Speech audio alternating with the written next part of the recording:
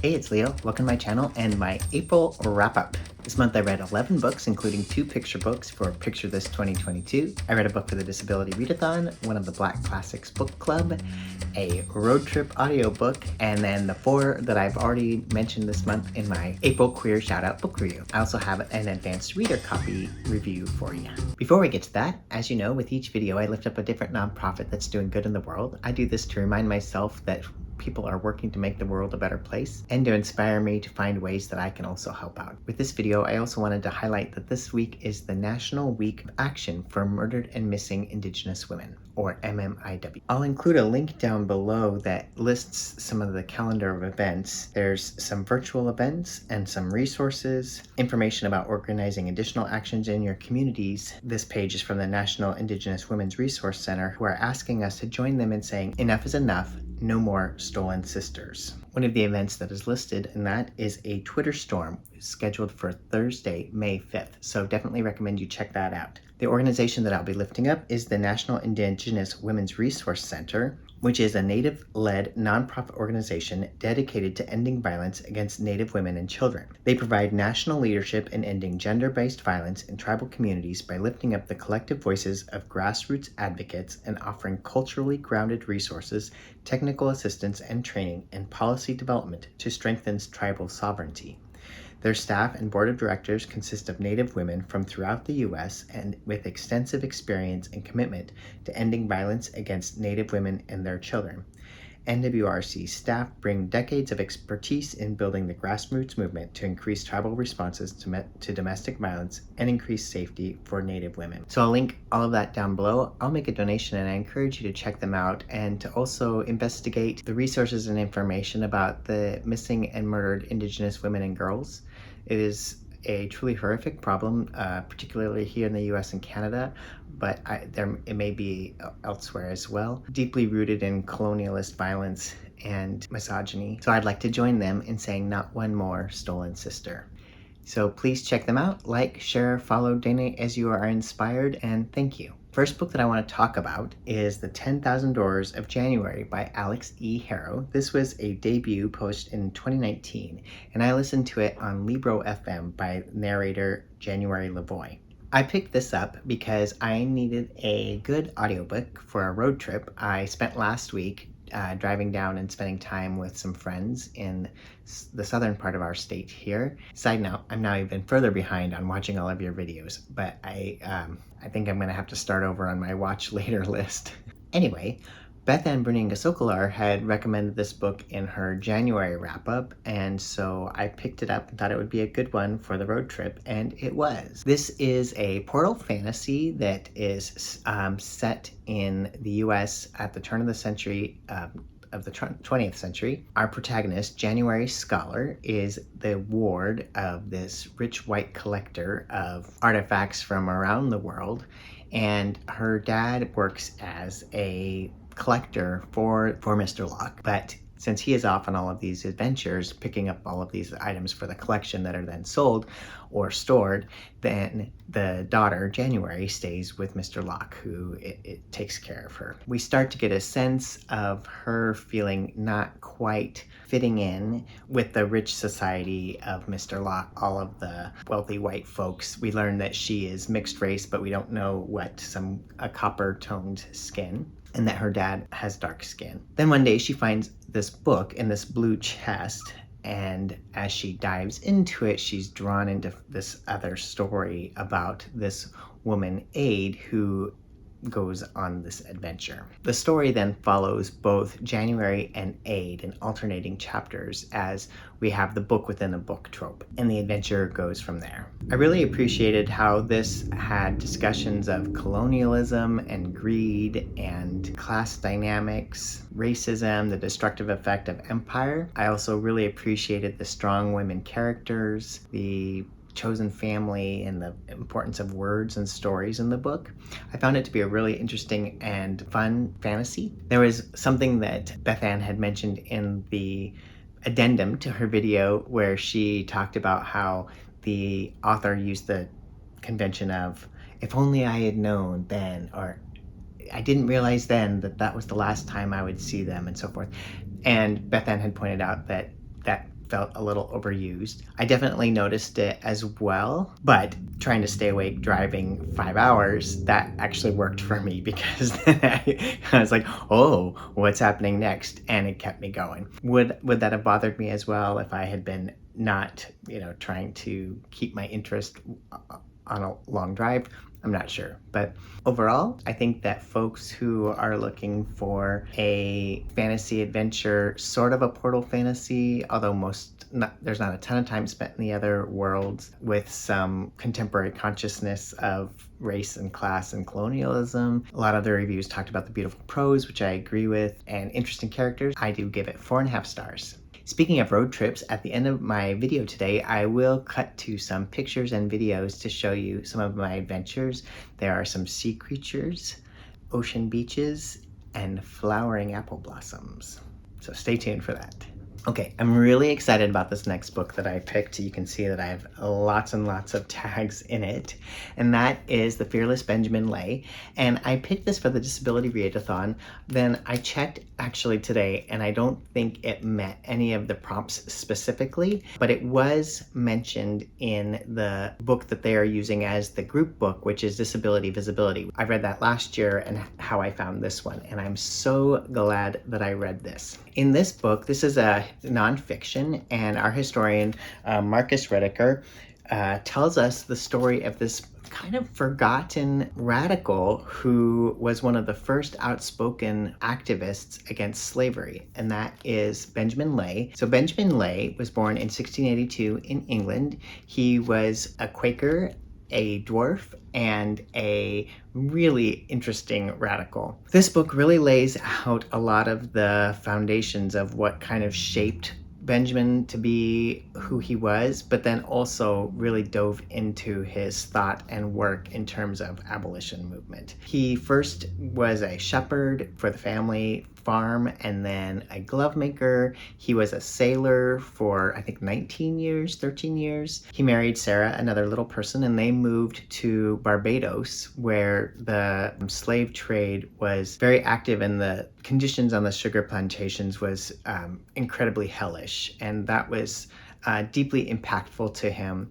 And one of the things that was troubling to them, and he moved away, is that other Quakers were pressuring him to just accept it and to own slaves himself, which he did not want to do, and he couldn't understand why they would want to do that. There's some time he went back to England for 10 years, and then they wound up going to Philadelphia. He became very active and outspoken in trying to abolish slavery. One of the principal texts that was used in this biography was actually a book that Benjamin Lay wrote himself, which was really only the fourth text that had been written anti-slavery since like the 1600s. Basically, it called all slaveholders apostates and condemned them. It used a lot of biblical references. He had a lot of references in philosophical thought, a lot of arguments against slavery, and he really called out his contemporaries. There were a lot of Quakers at the time who were in power, who were slave owners, who were writing law in the Pennsylvania state legislature, as well as writing law in the Quaker communities. And so that outraged him even further. He called them false ministers. And for all of this, he was kicked out of the Quaker denomination. He's also known for his radical guerrilla theater and creative ways to call to light the travesties and the vile sin. He called it slavery the worst sin there is. He took a book that had a hidden pocket with red liquid, and he hid a spear. And he hid a sword under his coat, and in one of his speeches in one of the Quaker meetings, he plunged the sword into the book and splattered blood over the people who were there and called out the slave owners. When a slave owner would get up to speak in one of the Quaker meetings, he would jump up and try to shout them down, and he was physically removed from multiple meetings many times over the years. One time he had been removed from the meetings, and so then he just laid outside in the threshold so that they had to step over him as they left the meeting. He was relentless. There was one time where he was invited to breakfast at some fellow Quakers' house, and as he saw a black man bring them breakfast, he asked his host if he owned slaves, and he said, well, yes, of course. And so he got up and walked out. He boycotted sugar and tea because sugar and tea were products of this incredibly violent and awful environment. He took some of his wife's fine china and went out into the city square and was like smashing the china and like it drew this huge crowd. And he was saying like, you need to see the violence that you're participating in by taking part in these commodities. There is so much in here. I could go on and on. Maybe I will do a full review, but I really recommend this to people who are both looking to understand the abolitionist movement, but also looking for inspiration for continuing to fight against racism and the impacts of colonialism and so forth. I think that his insights and courage are just truly admirable. And so I gave this one 5 stars and I recommend it to you. The next book I read was part of the Black Classics Book Club, and that was Beloved. And I actually listened to this on audio as well, narrated by the author herself. And that was really powerful. This is the story of Sethe, who lives in a haunted house, and the house is haunted by the child that she killed in order to prevent the slave catchers from taking her back to the plantation. This is an incredibly difficult read in terms of the way that Morrison just exposes the cruelty of slavery and the ways that it impacted the families in so many ways. This is a book that I definitely recommend that you read if you haven't read it already. And then probably I recommend that you check out like a discussion guide or something like that. Or even better, Bree at Locked Booktition is going to do a live discussion on this for the Black Classics Book Club on Tuesday, May 3rd at 5 p.m. Pacific. So I'll link that down below. And I recommend that you join us, even if you haven't read the book, because I think that the discussion will be really interesting. Again, this was a hard but powerful read,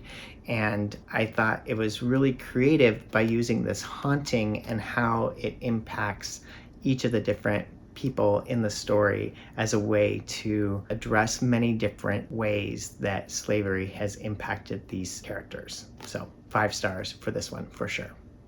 The next book I read was my second advanced reader copy from NetGalley, and that was The Blunder by Matt Lawn and was translated by Amy Reed. This is a novella, maybe 160 pages. It's pretty short. This story is a fictionalized account of a true event that I hadn't been aware of previously, where in West Africa in the late 20s and early 30s, there was a outbreak of sleeping sickness, and West Africa and Cameroon were under colonial power at the time, and so the Europeans came in to fix things, and then by doing so they created a situation where they cured the sleeping sickness but caused blindness in hundreds and hundreds of people. And this was caused in part due to scientific misunderstanding, but also lack of oversight and kind of a colonialist, we're going to make everything better for you kind of attitude, and so forth. So this book, The Blunder, takes place within the context of that historical event. What's really interesting about this story as well, it's written by a Black author from Cameroon, but our protagonist is a French white colonialist who has come there as part of her tour of duty in the medical program. We, as the readers, are in her head, seeing her perspective of the local population of Cameroon as well as the indigenous population. There's the Black locals and then the Pygmies. There's a translator's note and an author's note about how that is intentionally meant to be a little bit uncomfortable in terms of revealing her perspective on kind of the primitive nature of these folks, or what her misunderstanding motivations and so forth. So I found that really interesting. I thought this was a really great story with this adventure where our protagonist, Damien Bourdain, a young white woman, and she's gone there to assist in the treatment effort of sleeping sickness. She has lost her own child, and so she has some of her own baggage about her self-worth and also her reputation. She gets to Cameroon right as it's kind of bubbling to the surface that there's this blindness that is happening and widespread, and there's a rebellion happening as the locals are suspicious of the white people coming in to give them all of these injections that then they're seeing is leading to blindness. She is tasked with crossing the country with a pygmy guide to go get the niece of a powerful man and bring her back safely to prevent this uprising. And so she goes off on this adventure. She meets various people along the way and then has to find the young woman and bring her back safely. I thought there were some really interesting twists about how that adventure unfolded, and I really appreciated that, as well as learning about this situation and meeting some of the characters. And I do think this might have been better suited as a novel instead of a novella. The ending felt a little bit rushed, and I wanted to know a little bit more about how certain events unfolded in the conclusion, but overall it was a great story, and it was told in an interesting perspective as well, where some of it was narrated with a little bit of distance, but maybe that was also part of that putting us in her head. So there was a little bit of telling instead of showing, but I think that was done intentionally. Overall, it was a really interesting story. I give it 4 stars. If that sounds interesting to you, you may want to pre-order it. It will be available on July 12th. The next book I want to talk about is The Gods of Jade and Shadow by Silvia Moreno Garcia. And I did the audiobook version of this, read by Jette Godesman.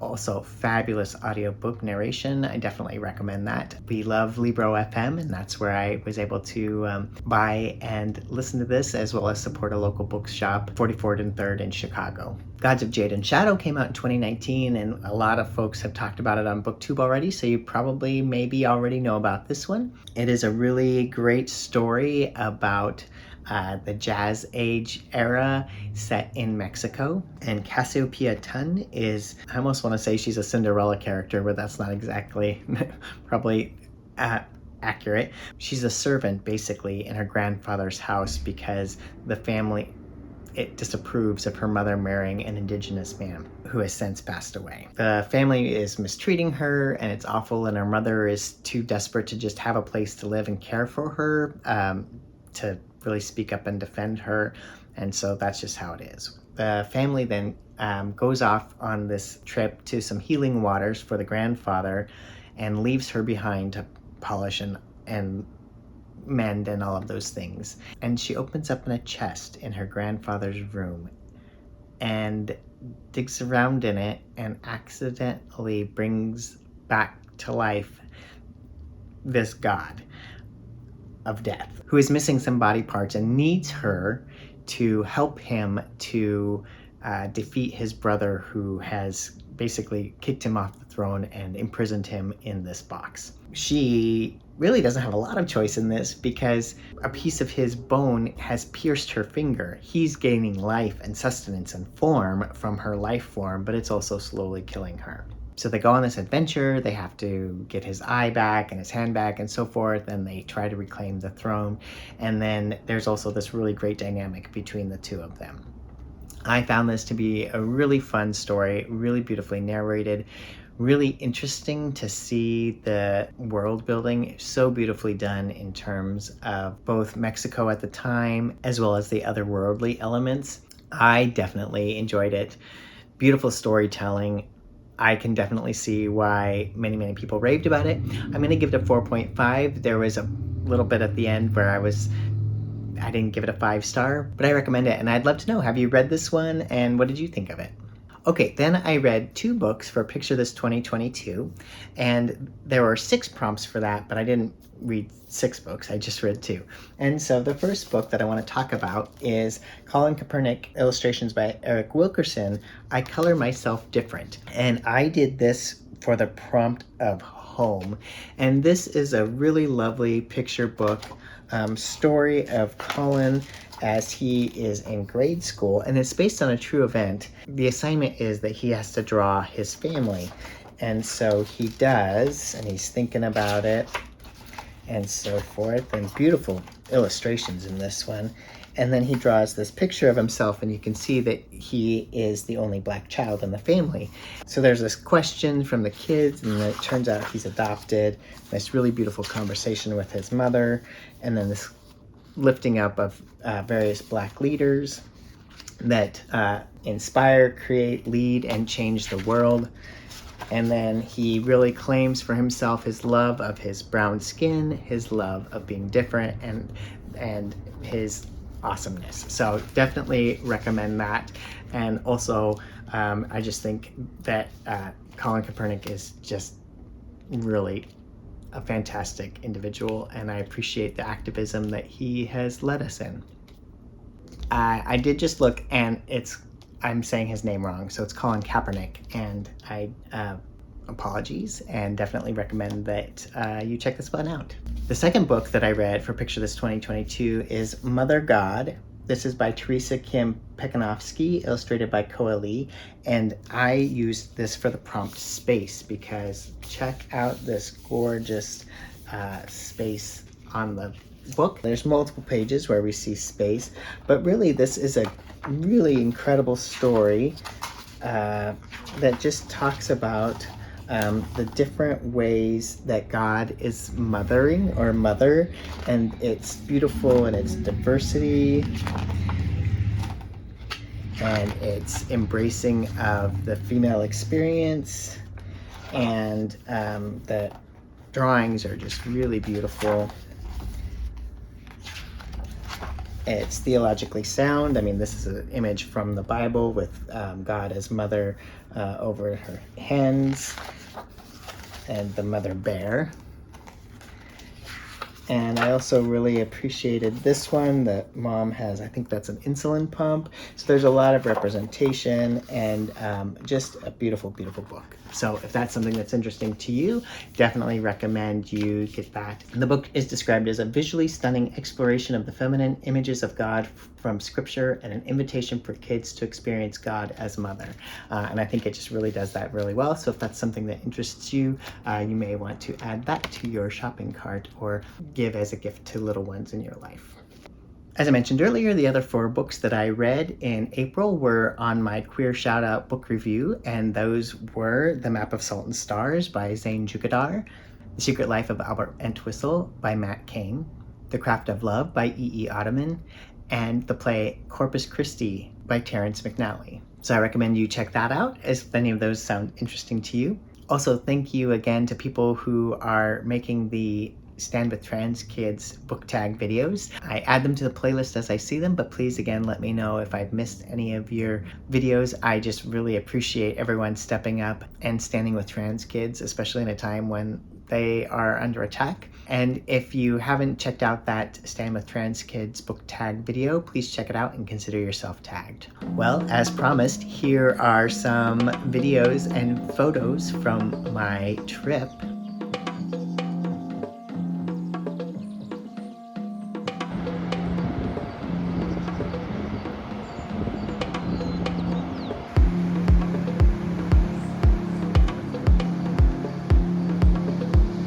Thank you for watching. I appreciate you spending time with me today to hear me talk about books and so forth.